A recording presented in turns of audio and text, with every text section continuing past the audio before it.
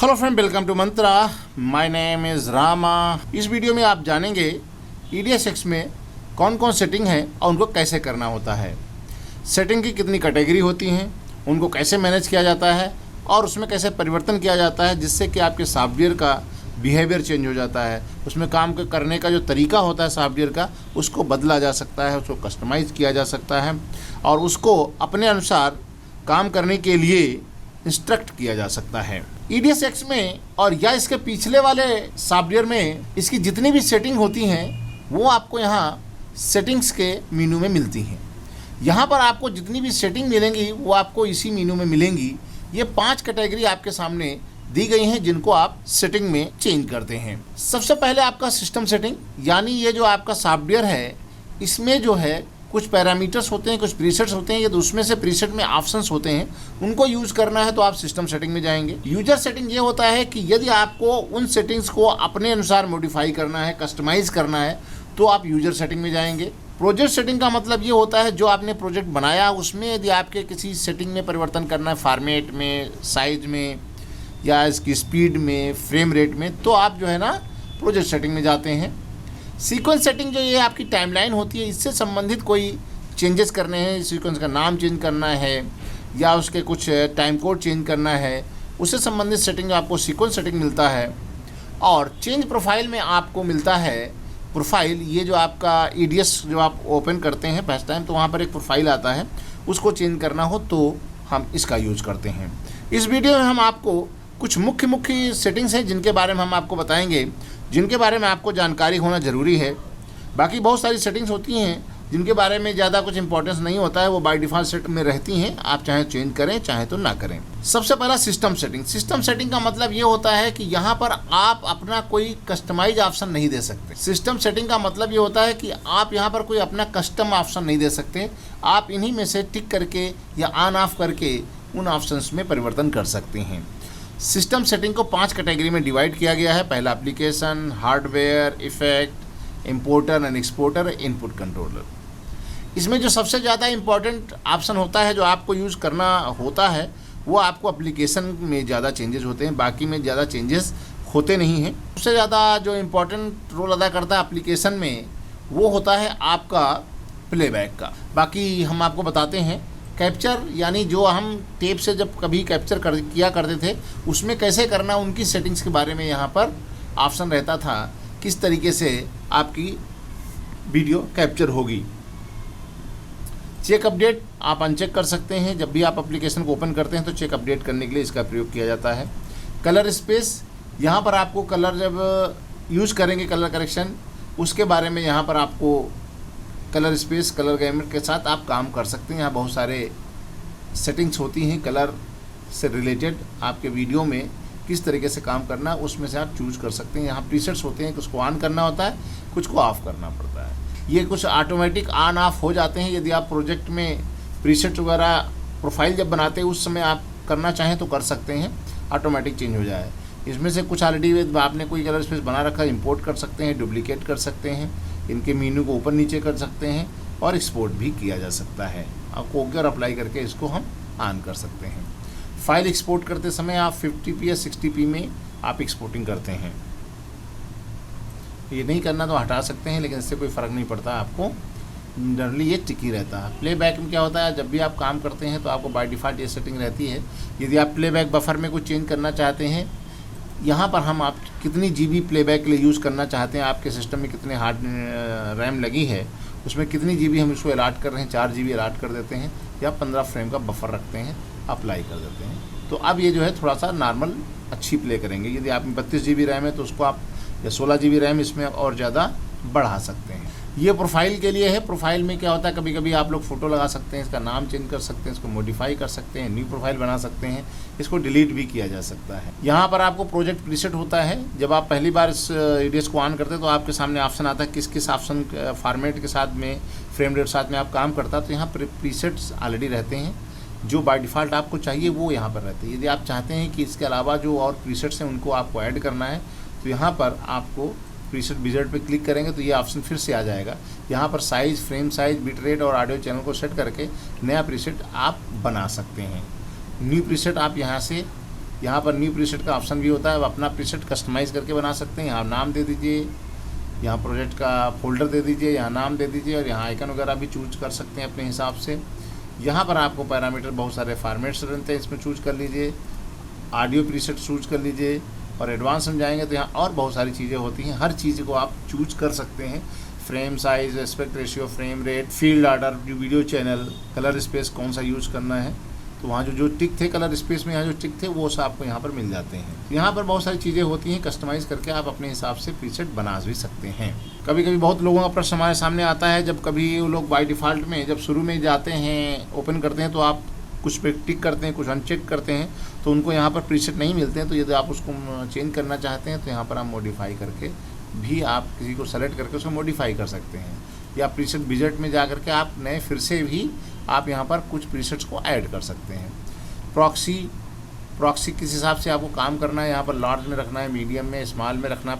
Proxy size वो होती है क्योंकि आप जब फाइल यहाँ इंपोर्ट करते हैं तो वहाँ पर क्या होता है, इसका एक ऑटोमेटिक प्रॉक्सी फाइल बन जाती है। उस प्रॉक्सी के यूज़ करके यदि आप बनाना चाहते हैं, उनके प्रॉक्सी का साइज़ क्या होना चाहिए वो आप डिपेंड करता है, ओनली हम इसमें मीडियम पे ही रखते हैं।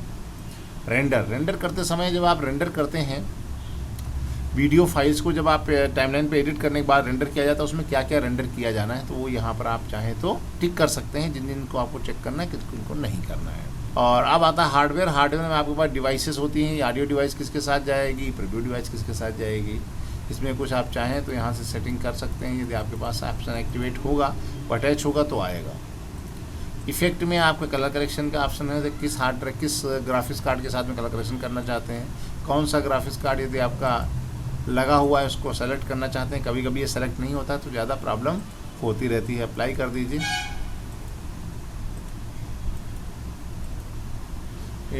ओके करेंगे तो हट जाएगा। सिस्टम सेटिंग में फिर से जाते हैं। यहाँ पर BST, यदि आपको प्लगइन्स वगैरह के लिए कुछ और यूज़ करना है तो यहाँ पर आप ऐड कर सकते हैं उन BST प्लगइन्स को जो यहाँ पर इंस्टॉल्ड ऑलरेडी होंगी, तो आपको यहाँ लिस्ट आ जाएगी, नहीं तो आप ऐड कर सकते हैं।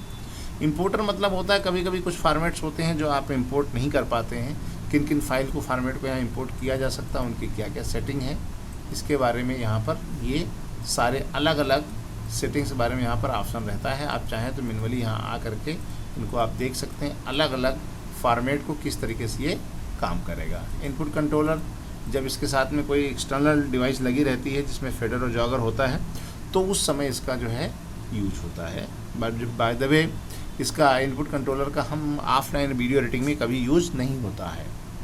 आप चलते हैं दूसरी setting, user setting. User setting में भी 5 कैटेगरी होती हैं, application, preview, user interface, source और इनपुट कंट्रोलर। एप्लीकेशन में जाएंगे तो यहाँ पर भी आपको जो है ना 6 कैटेगरी मिलती हैं। बैकग्राउंड, जॉब, बैकग्राउंड में यदि आप रेंडर हो रहा है या एक्सपोर्ट हो रहा है तो जब प्लेबैक करेंगे तो वो पॉज हो जाएगा टेम्परेरी तौर पे। जैसे आप प्लेबैक करना बंद करेंगे तो फिर से बैकग्राउंड रेंडर काम करना शुरू करेगा।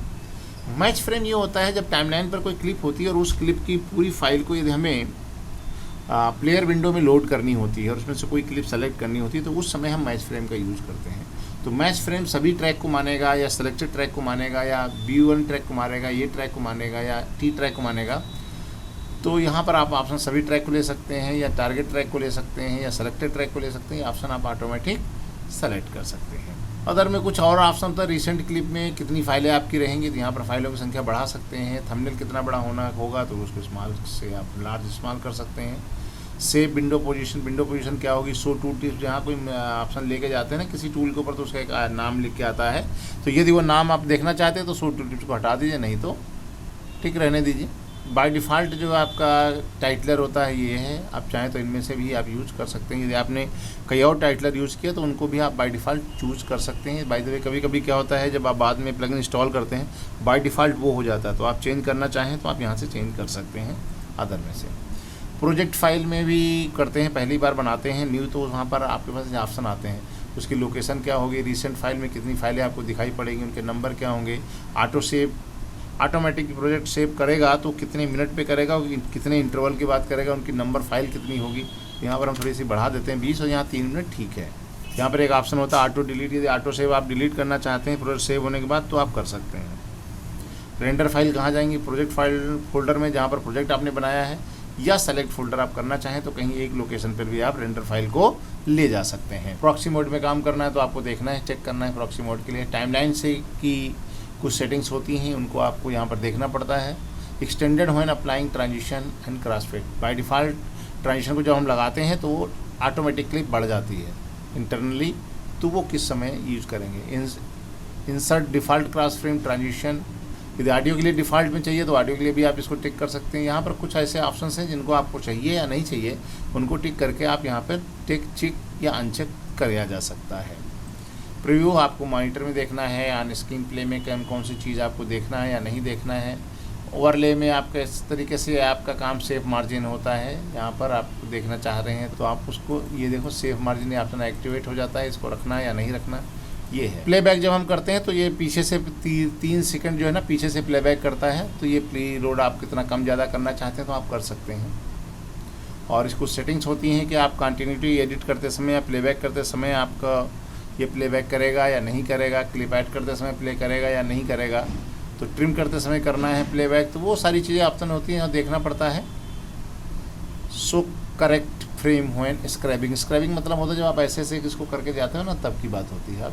So correct frame. User interface जो आपको यहाँ पर आपको ऑप्शन दिखाई पड़ता है, बिन बटन, यदि आपको कहीं पर कोई बटन आपको यूज़ करना है तो आप यहाँ से आप देख सकते हैं किससे रिलेटेड कौन सी बटन है, कहाँ पर क्या है। ये जो आइकन्स होते हैं इनको बटन बोलते हैं, जिनको आपको कहीं और ऐड करना चाहते हैं तो उनको आप संख्या को कम ज़्यादा करके यहाँ पर ऐड किया जा सकता है। ये जो आपको बटन दिख रहे हैं इनके बारे में बात हो रही है। इनमें बटन में कोई और ऐड करना चाहते हैं तो आप यहाँ पर इससे ले करके आप ऐड कर सकते हैं, या इनमें से कुछ हटाना चाहते हैं तो हटा भी सकते हैं। इनमें अप एंड डाउन आगे पीछे ये जो करना है इनमें आगे पीछे करना चाहें तो कर सकते हैं, वो सब यहीं से होता है। जो आइकन यहाँ पर दिखाई पड़ते हैं उनको आप हटा सकते हैं, उनके सीक्वेंस को भी चेंज कर सकते हैं अप एंड डाउन का। कंट्रोल किस तरीके से आपका सॉफ्टवेयर काम करता है इन और आउट में। प्लेयर में जो आपके ऑप्शन दिखाई पड़ते हैं ना प्लेयर रिकॉर्डर में, इनसे रिलेटेड है, इनमें क्या क्या चीज़ दिखना है क्या क्या चीज़ नहीं दिखना है। वो शो टाइम कोड यहाँ पर जो आता है ना ये वाला, यदि आप इसको हटा देंगे तो टाइम कोड जो है शो नहीं करेगा, देख रहे हैं। शटर और स्लाइडर, ये जो इसके बारे में बात हो रही है, यदि आपको चाहिए कि नहीं चाहिए इसके बारे में काम, ये स्लाइडर होता है या शटर होता है। यूज़र इंटरफेस में जब बिन में जाते हैं तो आपको क्या क्या चीज़ यहाँ दिखाई पड़ती है उसके रिलेटेड होता है, क्या क्या और कोई ऑप्शन यहाँ पर जब हम जाते हैं देखना चाहें तो आप हटा सकते हैं। बटन ये हो गया, ये जो है यूज़र इंटरफेस में बटन्स के लिए है। कंट्रोल तो हमने बता ही दिया। कीबोर्ड शॉर्टकट, हाँ इसके बाद आपका कीबोर्ड शॉर्टकट होता है। यदि आपको लगता है कि कोई कीबोर्ड शॉर्टकट आपको चेंज करना है हटाना है तो आप यहाँ से सेलेक्ट करके ऑटोमेटिक चेंज भी कर सकते हैं। इसके बारे में विशेष तौर से हम तब बताएंगे जब कीबोर्ड चेंज करने के एक वीडियो बनाएंगे, उसमें आपको ये सारा बताया जाएगा किस तरीके से करना है। अभी हम आपको क्यों लोकेशन दिखा रहे हैं, यहाँ से आपको कीबोर्ड चेंज किया जाता है। कैसे किया जाता है इस बारे में हम आपको बाद में बताएंगे अगले ट्यूटोरियल्स में, जब हम ट्यूटोरियल सेट करेंगे कीबोर्ड शॉर्टकट चेंज से रिलेटेड। विंडोज़ का कलर आपको चेंज करना चाहिए तो आप कर सकते, जनरली कोई करता नहीं, बैक टू डिफ़ॉल्ट चलते हैं। सोर्स ऑटोमेटिक कलर करेक्शन कैसे करना है उसके ऑप्शन आपको चाहिए तो यहाँ से आप ले सकते हैं। ड्यूरेशन बहुत इंपॉर्टेंट स्टिल के मामले में हो जाए। जब हम कोई स्टिल लेकर आते हैं वो कितनी बड़ी होनी चाहिए, टाइटल जो हम यहाँ लेकर के आते हैं टाइम में वो कितना बड़ा होना चाहिए, और बाय डिफ़ॉल्ट जो ट्रांजिशन लगेगा वो कितना बड़ा होगा, वो सारी चीज़ें यहाँ पर आपको सेट कर सकते हैं, बड़ा कर सकते हैं, छोटा भी कर सकते हैं। रिस्टोर ऑफलाइन क्लिप, ये जब ऑफलाइन क्लिप आपकी जो है कोई मीडिया ऑफलाइन हो जाता है उस समय रिस्टोर क्लिप का यूज़ किया जाता है। इससे रिलेटेड भी हमको एक वीडियो बनाएंगे आगे ट्यूटोरियल में कि ऑफलाइन क्लिप कैसे किया जाता है रिस्टोर। प्रोजेक्ट सेटिंग जाते हैं तो आपको वही करंट में कौन सा फॉर्मेट यूज हो रहा है, यदि उसमें कुछ चेंजेस करना चाहते हैं तो चेंज के लिए फिर आप ऑप्शन जाएंगे, ये सारे ऑप्शन खुल जाते हैं। इनको आप यहाँ से ऑडियो सेटिंग या वीडियो प्रीसेट सेटिंग या एडवांस में जाकर के सारे फिर वही ऑप्शन आ जाते हैं जिनको हमने आपको अभी पिछले बताया कि इनको सब सेट किया जा सकता है नए प्रीसेट बनाते समय। उसमें आप चेंजेस भी कर सकते हैं प्रोजेक्ट सेटिंग में। सीक्वेंस सेटिंग में कुछ ज़्यादा खास होता नहीं है, यहाँ पर सीक्वेंस का नाम चेंज कर सकते हैं, ये TC जो है इसका फॉर्मेट चेंज कर सकते हैं, और ज़्यादा कुछ इसमें काम टोटल लेंथ कितनी रखनी है मैक्सिमम तो आप देना चाहें तो दे सकते हैं, वरना इसकी कोई ज़रूरत होती नहीं है। चेंज प्रोफाइल वही होता है जो प्रोफाइल यहाँ पर जब हम EDS को ऑन करते हैं तो उस समय क्या ऑप्शन दिखाई पड़ता है, आप चाहें तो का नाम चेंज कर सकते हैं। इस वीडियो में आपने सीखा कि EDS 10 में कौन कौन सी सेटिंग्स हैं, उनको कहाँ कहाँ पर पाई जाती हैं और उनको कैसे हम बदल सकते हैं। और इन सेटिंग्स के बारे में बीच बीच में जब हम आगे वीडियोस में जाएंगे तो प्रॉपर तरीके से आपको बताएंगे किस सेटिंग का क्या क्या ऑप्शन है। वो अलग अलग वीडियो में जहां उसकी आवश्यकता होगी वहां हम इन ऑप्शंस को फिर से आपको रिपीट करके यूज करके बताएंगे कैसे यूज़ करना है। तो अगले वीडियो तक के लिए कीजिए इंतज़ार, देखते रहिए, सुनते रहिए, सीखते रहिए और तब तक के लिए रामा की राम राम।